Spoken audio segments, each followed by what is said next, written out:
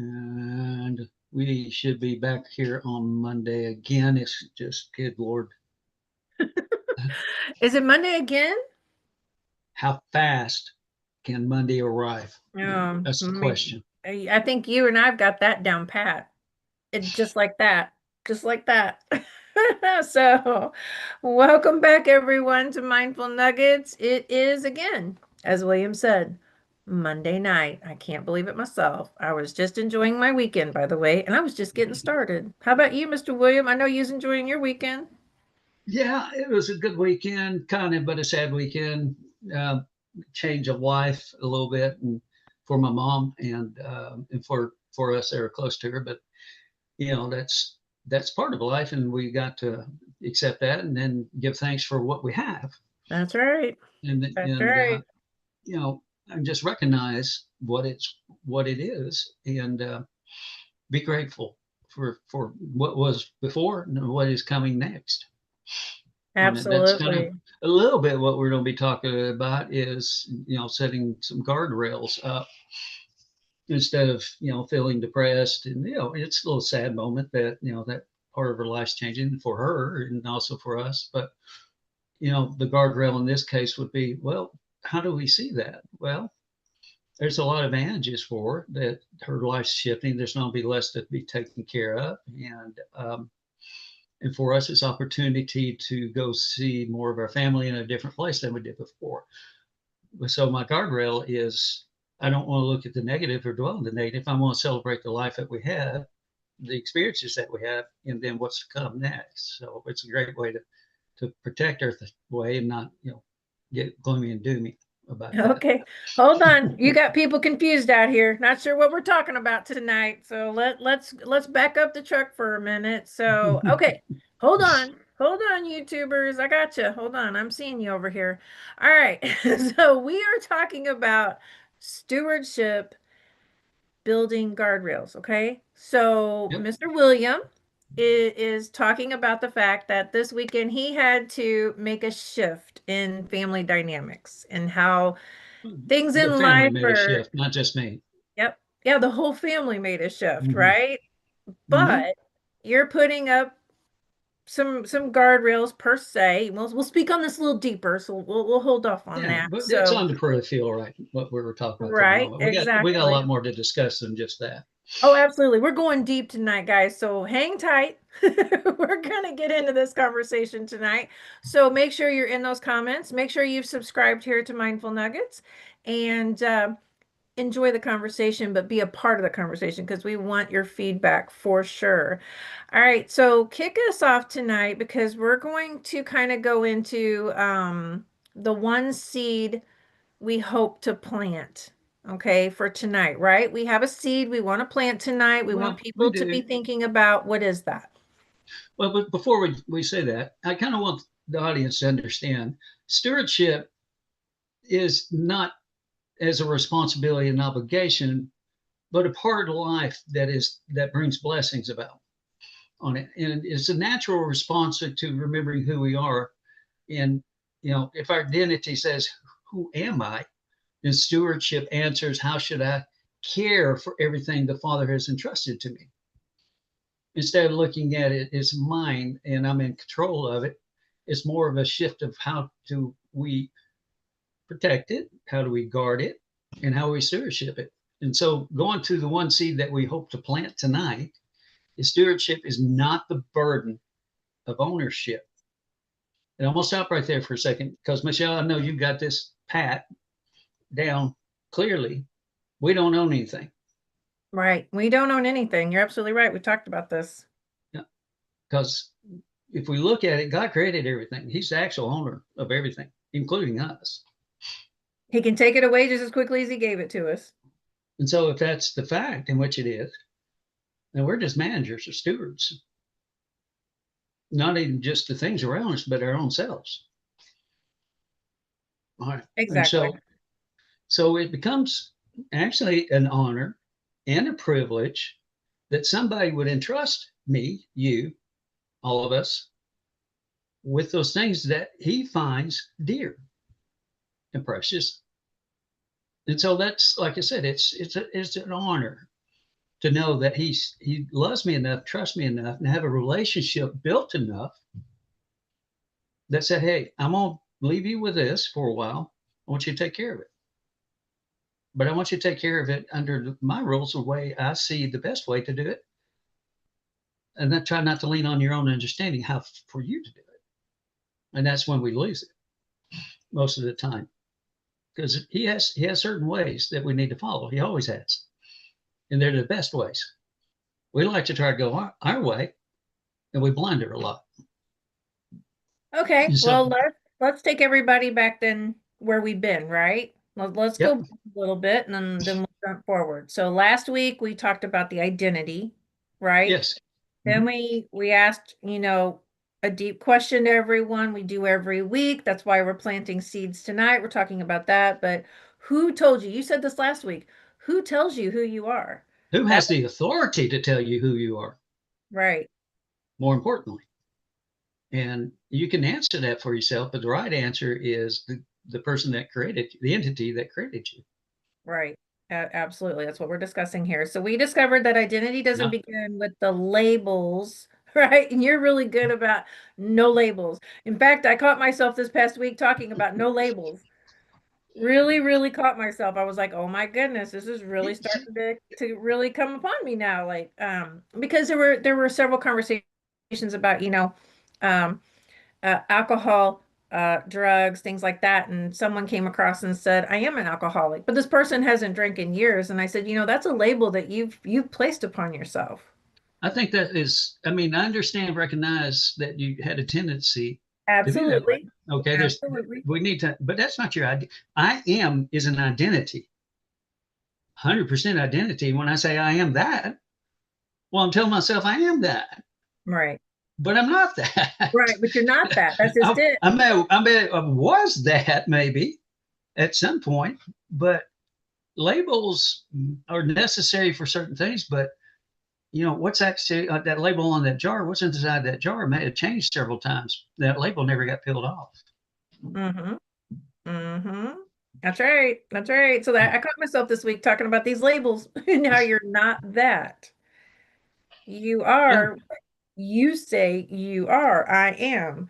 If you say I'm an alcoholic, okay, then that's what you're labeling yourself. That's the story you're telling yourself. But I caught myself this week. And we talked about that last week. So please make sure you go back to yeah, last week's broadcast and catch. definitely, yeah. Because stories are a major part of our lives, and we like to live in the past. Most Mhm. of them, We tell ourselves a especially as we lot. get older.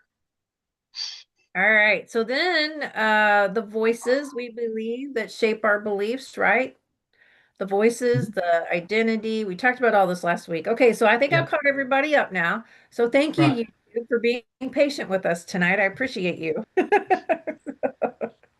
All right, so let's go on and move forward into tonight. I think everybody's pretty much grasped the concept on YouTube tonight, so I appreciate everybody tonight being here with us. We love each and every one of you. And again, get in the comments, let's have the conversation. Mhm. But we're jumping out of identity and we're moving into the stewardship.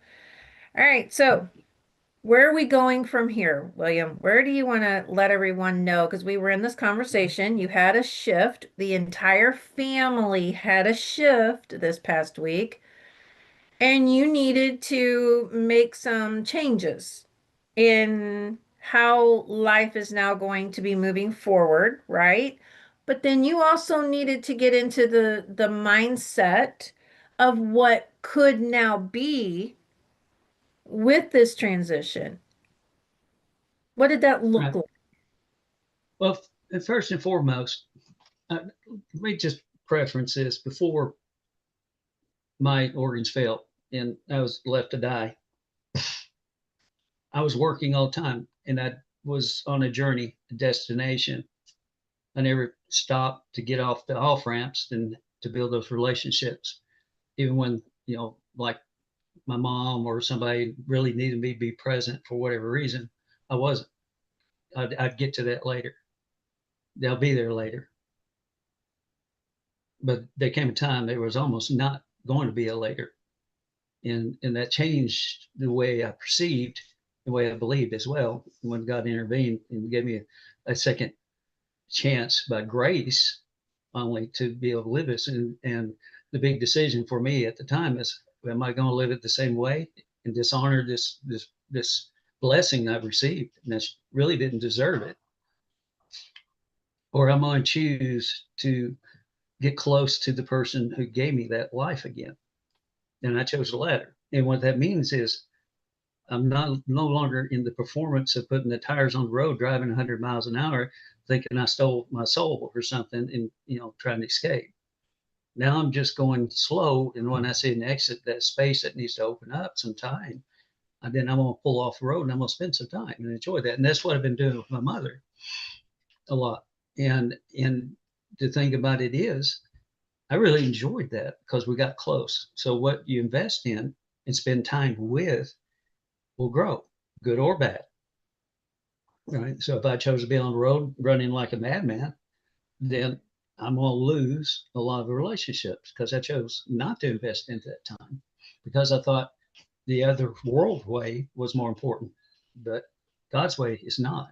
He wants you to have conversations with him before you start running around like a chicken with your head cut off and thinking you're doing something. And you are doing something, but you're not creating anything except for duty, basically. Most of us are running around like that. You can't, the equation doesn't work. So now with that, I stewardship the time. It was time intimacy. I always had it. How you invest your time, how you amplify your time, how you lose time or take time, however you want to look at it. And the best way is to magnify time and invest it in something that matters and be present. And that's something that was hard to learn. So I was present with my mom and we enjoyed it. Now that has shifted because she had to move and go to a different location that's a lot further away from me than it is. So I can't just go up the road and see her now. And so instead of looking at it, well, I just built that, but I just lost that, I didn't lose anything. What I built was some memories that will last a lifetime between the both of us. They're timeless. I get the opportunity now to steward my time in such a way to shift to go to a different location and see my mom, but also see another part of my family that I hadn't get to see in a while. And so, but I could choose to not steward that time and waste it and not be able to go and see her or get consumed here with other things. And, she's gone now. Then that chapter's over. But I choose not to look at it that way. I look at it as an opportunity to be at more quality time, but just maybe not the frequencies the same. Okay, so let's take one step at a time with this conversation because you're talking about stewarding your time. So when you learned that this was going to be the way that I guess it needs to be, right? You Mm-hmm. went into that time intimacy conversation with yourself, obviously, because you knew at this point things were really going to shift and life was going to change. And I remember because you sent me a couple of snapshots. Right. Okay, we absolutely not. We don't own our own time. God gives us time. We don't own our own house. We steward the house that He allowed us to get. He provided His provision, allowed us to get the house. He deemed it worthy to be able to manage it, and hopefully you're doing it right. And so He keep it. But sometimes those things go away. The season ends. Sometimes these things are not good for you anymore. They're holding you back and keeping you in a season that may have been striving and survival. And you need to let go of that and move into something else. And this is kind of what we're looking at, is seeing the times that we had, appreciating them, but there's a new season coming. All right. The guardrails that we need to put around that, because life is dynamic, is there's something changed, but how do I keep myself from being distracted where I can spend more time Right. with my Right. mom? Okay. So there's going to be some trade-offs, but I need to protect what's important to me, not get distracted, not get consumed by the world, not get pulled into distractions, other things, and forget what is important. And God is important. He is the number one. So is that a conversation that you had with your mom when you were going and doing all these, packing things away or, doing the things of consolidating, moving, all the above? Are these conversations that you had with your mom and did those guardrails come up, and hey, mom, these are the things, that we're going to have to make changes with, but are you still putting up those rails in this process? No, well, her world's shifting too. Now, she's obviously my mom, which is older than me by a good, by a good measure.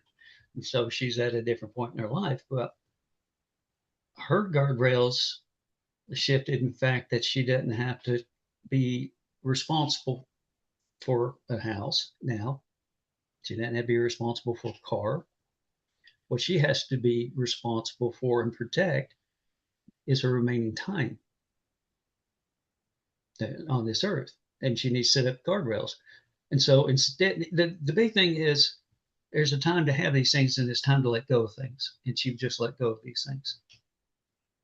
Because of Why, that, why was it so why was she so capable though of letting go of those things? And there's a real conversation that I want to have here because so many people hold on to the possession, oh, it has sentimental value. It needs to stay here for this purpose or that purpose. Or maybe you need to. How many times did she try to hand you things? It happens all the time. I want everyone out here on YouTube on our channel tonight to hear this conversation because you and I are not the only ones going through this process with our parents. There's many of them out here, and there's not only possessions, parents, but our own children, right? And our own exactly. spouses, Exactly. things shift, things change, and we got to be pliable, not so rigid with it. And we need to be non materialistic. Mm, My wife's mother lost a lot of her belongings in Alaska back in 1964 when they had the earthquake. It just fell into the center of the earth, basically. wow. A lot of the baby pictures gone. A lot of the things that they remember in their lives gone. But those were just things. Yeah, there were memories. They had some things were priceless, but they're not the end all, and they should never, stop you from living and living presently and create new adventures, new stories, new memories in your life. And those are the guardrails you got to protect because it's easy to get lost into that history, moan and mourn those things that you're never going to get back. And keep dwelling in a space like that is not a good thing. Your guardrails are down, and then other things, crawl in and try to sing in with the symphony of all that and amplify the moaning and groaning about it. And you never get anywhere with it. You get stuck and actually it pulls you backwards on it. But if you have guardrails out, you have that season, you recognize that it happened, but you can create new things in your life. And God wants you to do, but sometimes you got to let go because it's going to hold you back. And you're not going to be able to grow. You're not going to be appreciative of what is coming next in your life if you're holding on to those things. It's almost like it's when God rains down blessings on you, we put up umbrellas to block it. We're afraid to get wet and we don't want to let go. So it basically is what's happening is sometimes we need to take the umbrella down and just let it rain, get wet, and have accept what God has for you because He has new things for you. Stewardship. Then you put your There's a guardrails reason around why it and we go protect through a it. storm. I call it a storm. There's a reason why you go through the storm. You go through Have you this, ever gone through the rain and put the right? umbrella and then you just get the spirit of just put the umbrella down, let's get wet, I have many a play time in the rain? because I think it's fun to not have the umbrella and just get out there and experience, what that feels like. Now, not everybody feels the same way I do, but I have, and it's very exhilarating because It's it's because you're it's living in the real. moment. You're letting it rain and you're playing in the rain. You're joyful. Yeah. But if we just keep our umbrellas up, your head hunkered down, coats pulled tight, whatever, we're not living. But there's time to keep your umbrella up. But when God rains down a new blessing on you, put your umbrella down and start receiving it on it. That's a good one. That's a good one. But again, time intimacy is an important part of what you do in your day to day in life. If you are sitting in a normal, what you're calling normal, and not getting outside of that, and I do have to ask before we go any further, though, do you feel that God kind of shook this up a little bit to maybe put more of you being time intimate with the family in that direction? I'm just curious. I think God wants us to steward time. It is the highest asset that we have. It is an infusion of equity in your life, and you only get one. In my case, in Michelle's case, we got a second reboot of life, and We that did. doesn't always Doesn't happen. mean we'll get another one. And I don't want to, And I don't want to mess this one up. now, and see that exactly the point. When you know somebody that loves you so much and say, "Look, you messed up. I know you messed up. I love you to death. We're gonna fix this, but here's some ground rules. You need to play by the book on this next round, and then I expect better of you. Right. Right. And you've been out there. You got to play around, and you got to live it your way. But I'm telling you, my way's a lot better, and you'll enjoy your life much more if you get in line with me." And that's really what happened to me. It's what happened to Michelle. And I can tell you for a fact that my life is much better in alignment with God than it was under my own accord. And I'd had no guardrails protecting things that would be of good value to protect. And nor did I know how to set guardrails that would work. But I do know time is the most precious thing that you have. Everything else is junior to it. So when God gives you the grace and the mercy to let you mess up and get up and dust yourself off, then we start looking at it instead of, this is my life. I'm going to do what I want. I'm free to do whatever I choose to. That's a very selfish seat to sit in. And you can put guardrails around that, but it also keeps you from getting on the main road that gets you to places that of wonder you've never been to.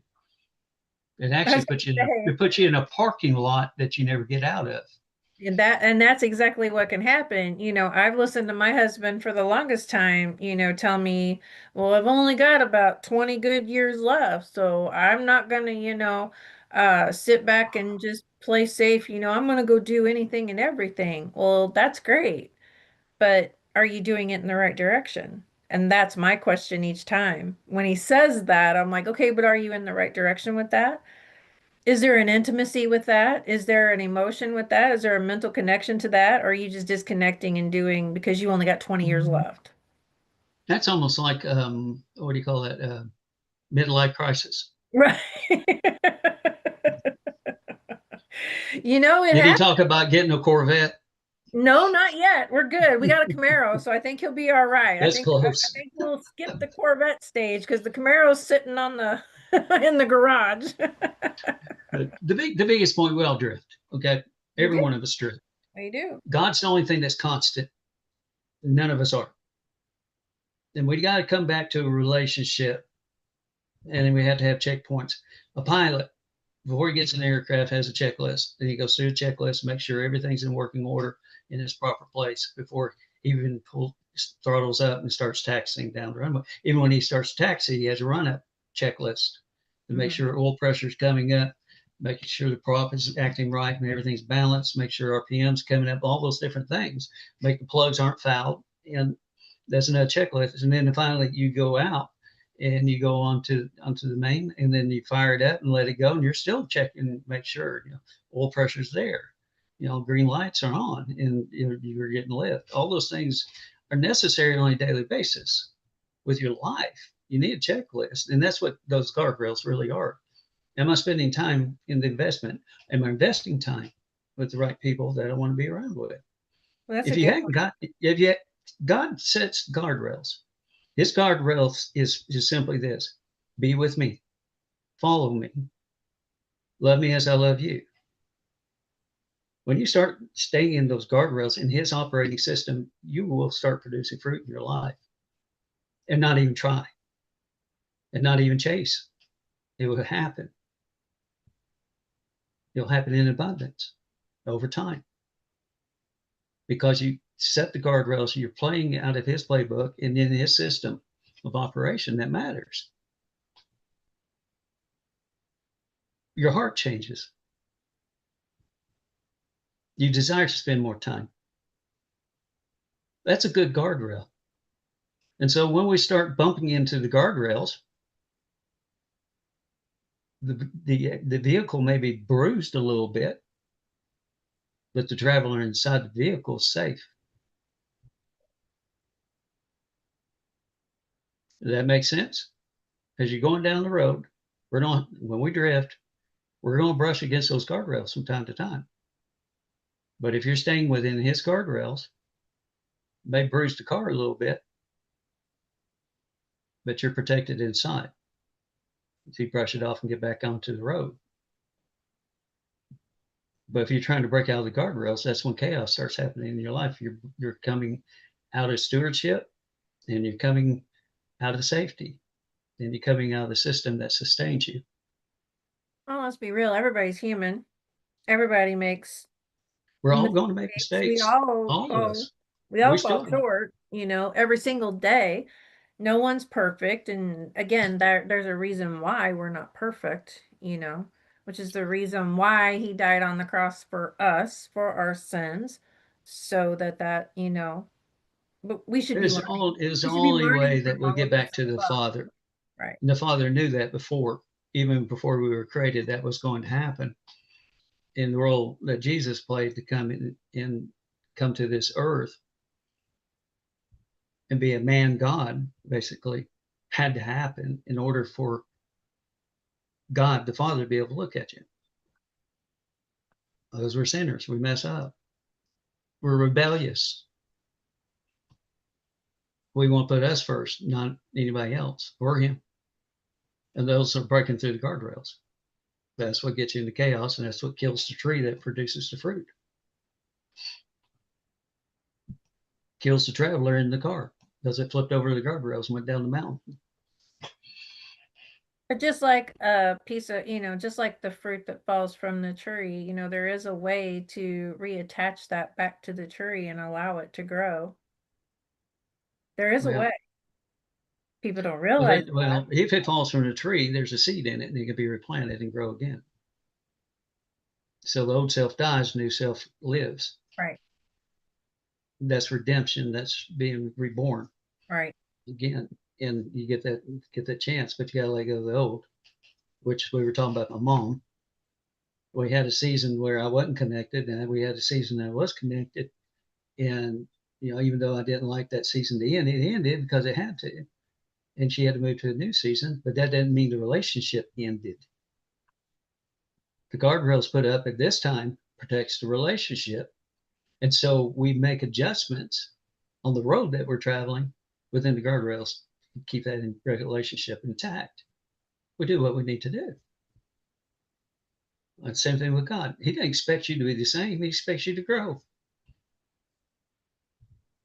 Guardrails bend, they move around the road, but they stay on the road and keep you left and right to keep you on the road.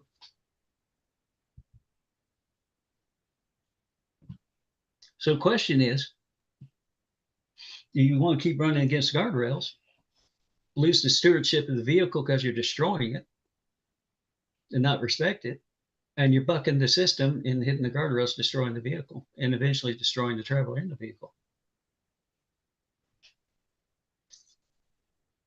And you're pulling away from a relationship and you're losing your time. You're spending it on things that doesn't matter anymore. Not letting go of what was, not letting go of things in your life that doesn't really matter. They collect dust, they rot, they fall apart. They're new and shiny once, but 10 years later, well, maybe there's such a hassle, it's costing you too much time.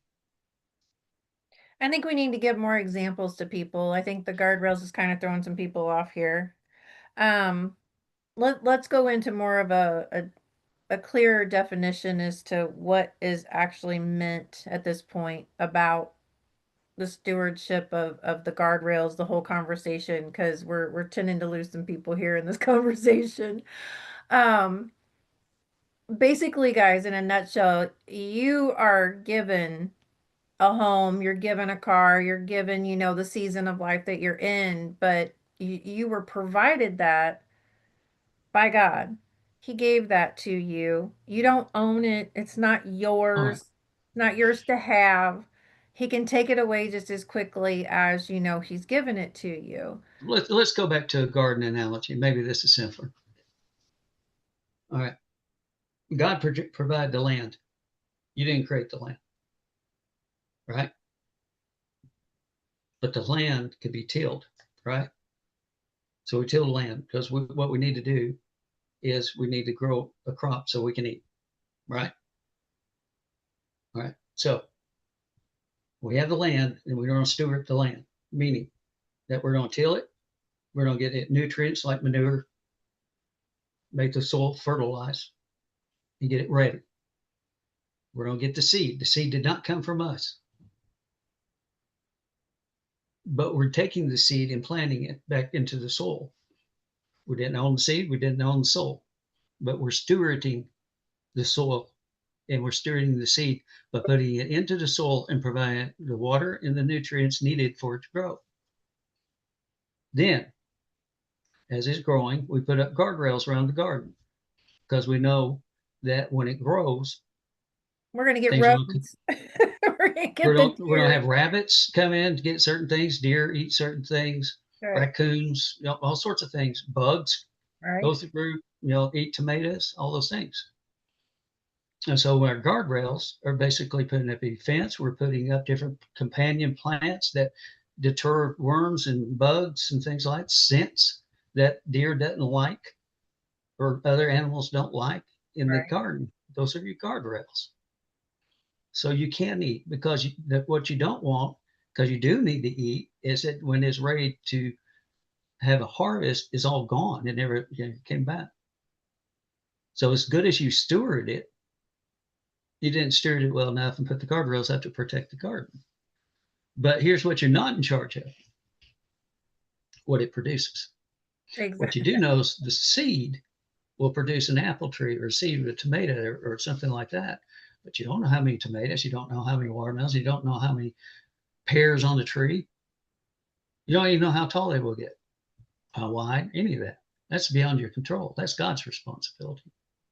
Well, But that's a my good, faith in growing that's in my faith in growing a garden that he's going, to flourish that garden. But you're right. I don't know how tall that plant's going to get. I don't know how tall that tree is going to be.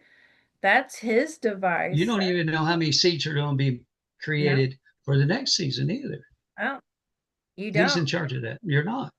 And so my job, because I don't own the land, I don't own the seed, but I sure am responsible for the stewardship of the garden. And I protect my garden by putting up the guardrails, the boundaries, if you want to look at it that way, to repel things, not because they're bad a lot of times, but it's in order to protect what God wants you to have in your life. Right. Nehemiah was up against the wall. It was torn down. They were rebuilding it in Jerusalem. The king sent him. Nehemiah asked, Yep. this wall will need to be rebuilt. Nehemiah got the, the people to come. They started building walls. It took 52 days to build that wall. But here's the thing that happened with Nehemiah. He did not come off that wall for 52 days. He was under attack subtly up front. He was attempted to, the enemy tried to distract him. In fact, at one point they were building a wall and they had a sword. Okay. Even though there was a border or guardrail of God around the wall, protecting Nehemiah and the people, but Nehemiah also had protective guardrails on this earth as he was building this wall because he knew the enemy. So did God. But God willed that wall to get built. Nehemiah made the commitment to get it built. He was in stewardship of the people and the materials. And he had the guardrails put up to keep that business flowing of building the wall. Does that make a lot more sense to how we have the stewardship? Stewardship is what God blesses us with and trusts us with. But we want to make sure that if God wants us to have it, we also got to put up guardrails, boundaries, and things like that for other people that are going to come and try to take it away or do harm and not mean to, or hungry and eat from the garden, but that was the food meant for you. So these are diligence things that you must recognize that need to be every part of your life every day. Be a good stewardship. Don't be proud of what you have that God blessed you with. There's nothing wrong with that. Don't be proud and pride that you did it and you own it, because you don't. But be proud that God entrusted you with something, and when he entrusts you with little and shows that you're in good stewardship of, and put good boundaries around to protect, well, guess what? Your garden might multiply into multiple fields. Your trees may become orchards. But even then, you still got to steward them and you still got to protect them. You have to put boundaries. Yeah. All right. Well, that was good. That was very good tonight, guys. I hope you guys are enjoying this here tonight on Mindful Nuggets. Make sure you're hitting that subscribe button tonight. We're going to continue with our series in talking upon stewardship. We kind of have, I think we're pretty much flown out of the identity side of it and authenticity, and we're coming into the steward side of it. If you have questions, put them in the comments for us. Let's get those questions answered for you tonight. So again, the question is, are you stewarding the things that you've been provided? Are you giving it, Right. as William said, the garden? Are you protecting that garden? Are you being in it every day? Are you Are you in and season? Are you planting in season? Because you can plant out of season and your yield is not going to be good and it not be fruitful. Another thing is too, when you start taking on burdens of everybody else, are you, let's do another example. I want this truck, this house, this boat, and all these different things, the car, all the things, all the trimmings. You're still in stewardship of it, but sometimes stewardship becomes a burden because those are things that are not meant for you to have at this point in your life, but you're forcing your will in order, because you really want those things. Did you need them? And that's a question, you need to answer for yourself. Or did you want them? Are you ready for them? Or are they creating financial burdens, even though you're still believe that you own them or steward them, the right thing? But did you get ahead of God and what God wanted for you to take care of at this point in your life? This is how people get in debt real quick. This is how, when things need to be maintained, there's not enough time bandwidth, or the person's grown enough to steward those, and they decay or they get taken away. Guardrails, there's no guardrails there. So it's kind of give and take. Start with what God wants you to build a garden. Get into the rhythm of building a garden. Understand how to build the garden. And when you understand that and you're able to manage that the way the Lord wants you to manage that, well, you'll start seeing things growing. And the thing about it is, you're going to be happy, joyful with the burdens that you have that you're entrusted to steward, because he knows what you can handle and what you can't. He knows when you need it and when you don't. but the Just conversation really is, what I'm hearing here is how we're not actually asking that question to him. What do we need, God? What do most I of us don't, because we think we right, need we're it. just going and getting. We're just Yeah. going and putting ourselves in all kinds of debt and grabbing this and grabbing that and getting this Well, and getting that and a good example, you have that as an emotion. All right. You see this nice shiny object, you like that, and you can rationalize it. Everything's bought on emotion, but we rationalize the logic of it, the reason why we need it. I've gotten to the point where I don't want that much to steer it if I don't need it, because it's one more thing that has to take care of, one more thing that it consumes energy that I can be invested into a relationship, or go to, go see things I've never seen before. So I don't want fixed items. And then this is just me in my life on it. But when I see something, I wait for 48 hours, even a week sometimes, or even a little bit longer. And then when I come back to it, do I still see it the same way than I saw it the first time I saw it? Do I really need that? No. I don't know how many programs I signed up, how many things I wanted to buy, went and bought them, and they just sit on the shelf. Anybody buys from Amazon that buys all the time, go look in your house and see what you hadn't opened yet, or I put it to use. And they'll tell you a story that you're buying things that you want to have in your life, but you're not ready to steward them, and they're not meant to have, or it was just an emotional buy. So, really, did you need it? No. And that's You gotta actually a learn. great one because we know everybody buys from Amazon and buys all this stuff that they absolutely don't need. And you'll go through your house and find it later and go, oh, I forgot I had that. Well, here's another good thing. How many storage units are around? Oh Let me my see. goodness. Oh Okay. goodness. Why do we need storage units? You know how much those things cost? Yeah. Yeah, They're I a do. liability. They're a liability. They are a liability And nothing in that is more than likely offsetting the cost of the expense that's in that storage. So why? because people hold on to things because there's more value in their mind to a thing than there is to where your treasures really are. Well, it's 130 to $207 a month. Uh, and I had a piece of furniture in there for a while, and it's like it made me act very irritated. So why am I? The furniture had a fixed amount of what it was worth. It But you got costing treasured more than that. what the piece of furniture cost. Now, That so what? But you Why? treasured that. That was just it. You I treasured ended the that past. because it made no Did sense you and it need was it not or did you functioning just for what I want to needed. hold on to it? Because okay, so like my daughter-in-law has a storage shed, and I keep asking her, "What's the purpose?" There's You're Is sitting that there with a storage shed that has all this stuff in it and you haven't used it in 5 years. Why have that expense? Because there is a real mental aspect of a memory holding attached? on to something. And then I have to have this conversation with her about, well, you can't take it to the grave with you because it's not going to go to the grave. Well, the other question is, what did you have that was really meant for somebody else that you're holding on to you're blocking God's will for it? Great question.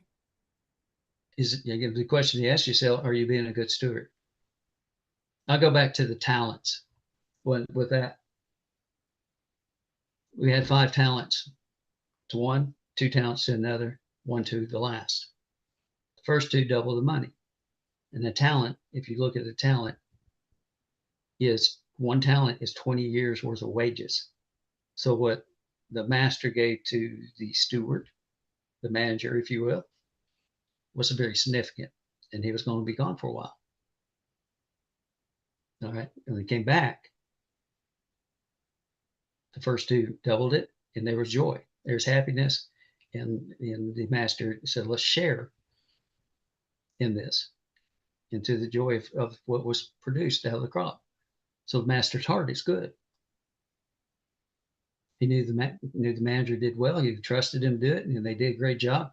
Hey, let's share in all this blessing. Everybody's happy, and so everything works. It's good. The last one buried it. That's the storage shed, 100%.